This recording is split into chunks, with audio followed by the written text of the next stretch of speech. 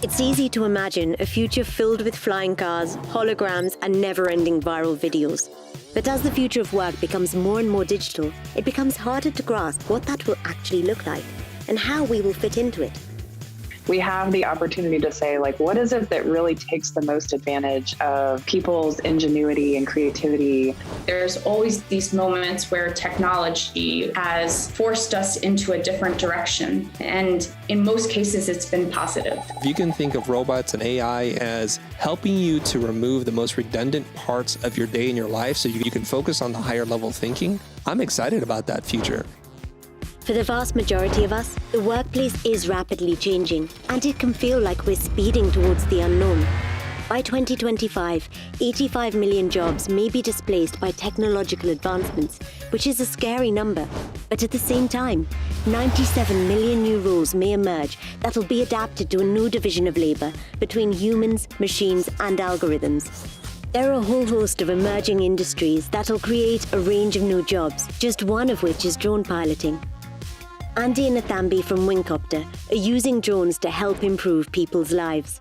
We are currently optimizing supply chains in Malawi, specifically delivering medicine. Transit is not possible through roads. So drones come in and help poorer and less advantaged people have access to medicine. And what's really interesting right now with the drone industry is we're seeing drone academies in Benin and Sierra Leone that are essentially addressing the skill gap in Africa when it comes to this high-tech technology. So I see drone technology being such an emerging market that allows for opportunities, not just in piloting, but in maintenance, in auxiliary staff, and in other sectors.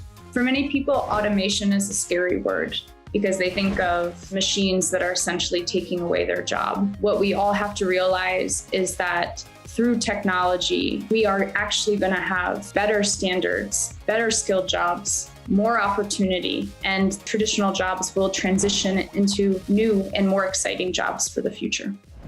Andy and Nathambi's work is representative of many of these new roles, taking machines and making them work for us.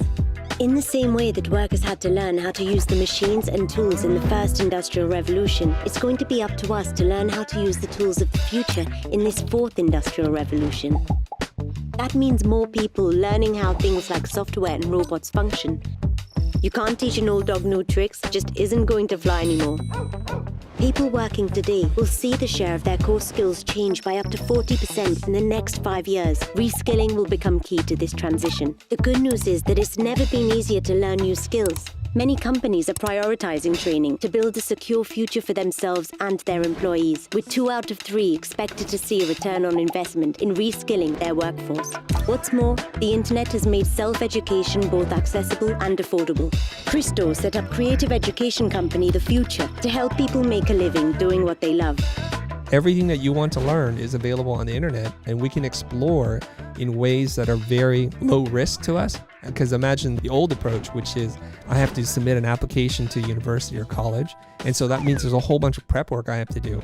And even for some people, the admission fees and essays, the barrier to entry is just too high. In this way, I think, especially with all the resources, workshops, courses, ebooks, training, one-on-one mentorship, peer groups, all that kind of stuff, that's available at very low cost. So you can dip your toes into something, find out if this is a good fit for you, and then decide this is where I want to do a deep dive. And you can learn at your own pace, which I love. Doesn't seem quite as scary now, does it? Still, you'd be forgiven for thinking that the future is going to be all ones and zeros. Although digital literacy is going to be incredibly important, it is in fact the soft skills that are going to be at the core of the average future worker. In a world where hybrid remote working will be more common, self-awareness and self-management will be king. Roles centered around employee well-being and community will become more important, and emotional intelligence will be necessary for managers to provide proper support and foster happier, more fulfilled teams. We may even start to see official certification of these softer skills, allowing for greater freedom to transfer between industries. One of these growing industries will be the care economy. With our ever-growing and aging population, care for the elderly, the vulnerable, and children will become a high priority.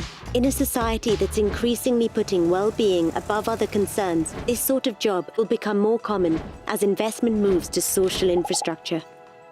Andrea is discovering how investing in robots is making hospital care more human-centered. even before the pandemic, we were already seeing the care sector being stretched and there being a renewed focus on how do we really kind of stem the burnout that people are feeling. If you talk to most nurses and clinicians, like the part of their job that they love the most is when they have that kind of deep connection with their patients. And so I think it's great if we can think of ways that automation, like Moxie, taking away some of the mundane delivery tasks, can kind of open up more time for the parts of a person's job that they really love. There may end up being more and more interactions that patients have with automation and technology. But in the end, that caregiving experience that you have that's really person to person, I don't see how that's ever going to go away. As you can see, far from the uncaring image of technology in science fiction, it can actually increase our capacity to take care of each other. It can also help us to care for our planet. In the coming years, climate action is going to need to kick into overdrive, and this means two things: innovation and new jobs. Just one example of these jobs is coral farming. With more coral reefs dying off each year, coral restoration is more important than ever. But the current process is labor-intensive and requires an advanced skill set. However, people like Stephen are using technology to open up these coral farming roles to a wider group. Charm is a device that allows coral restoration practitioners the ability to grow thousands to hopefully millions of coral by the touch of a button. This robot will have on board the artificial intelligence and the ability to clean coral, feed coral when they're hungry, identify pests, and do the general maintenance tasks that a lot of people need to do but don't quite have the time or resources. There is a growing need for people to be working in this space for green technology, for sustainable practices. What we actually need is a group of people to say, this is the kind of future that we want, where we integrate technology with the environment and we flourish. And we want to have a job in an industry that promotes thriving. The future of work is coming. For some, it's already here. It can be a bright future. A future that can improve our well-being and the well-being of the planet. So while automation can sound scary, with careful regulation and policies that promote equal opportunities and inclusion, there are ways it can make our working lives happier, more effective, more human.